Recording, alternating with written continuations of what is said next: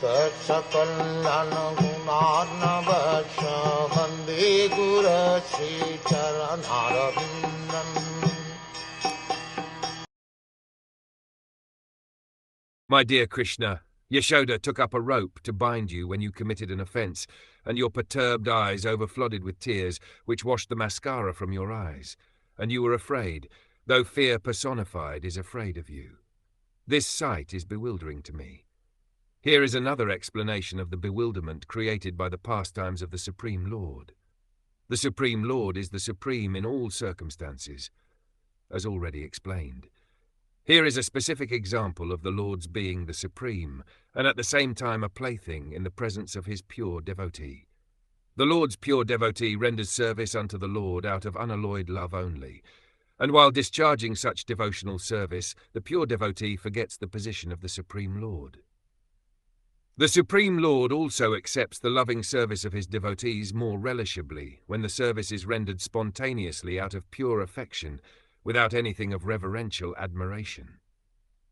Generally, the Lord is worshipped by the devotees in a reverential attitude, but the Lord is meticulously pleased when the devotee, out of pure affection and love, considers the Lord to be less important than himself. The Lord's pastimes in the original abode of Golok Vrindavan are exchanged in that spirit. The friends of Krishna consider him one of them. They do not consider him to be of reverential importance.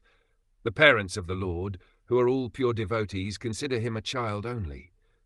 The Lord accepts the chastisements of the parents more cheerfully than the prayers of the Vedic hymns. Similarly, he accepts the reproaches of his fiancées more palatably than the Vedic hymns. When Lord Krishna was present in this material world to manifest his eternal pastimes of the transcendental realm of Golok Vrindavan as an attraction for the people in general, he displayed a unique picture of subordination before his foster mother, Yashoda. The Lord, in his naturally childish, playful activities, used to spoil the stocked butter of Mother Yashoda by breaking the pots and distributing the contents to his friends and playmates, including the celebrated monkeys of Vrindavan, who took advantage of the Lord's munificence. Mother Yashoda saw this, and out of her pure love, she wanted to make a show of punishment for her transcendental child. She took a rope and threatened the Lord that she would tie him up, as is generally done in the ordinary household. Seeing the rope in the hands of Mother Yashoda, the Lord bowed down his head and began to weep just like a child, and tears rolled down his cheeks, washing off the black ointment smeared about his beautiful eyes. This picture of the Lord is adored by Kunti Devi because she is conscious of the Lord's supreme position. He is feared often by fear personified, yet he is afraid of his mother, who wanted to punish him just in an ordinary manner. Kunti was conscious of the exalted position of Krishna, whereas Yashoda was not. Therefore, Yashoda's position was more exalted than Kunti's. Mother Yashoda got the Lord as her child, and the Lord made her forget altogether that her child was the Lord himself.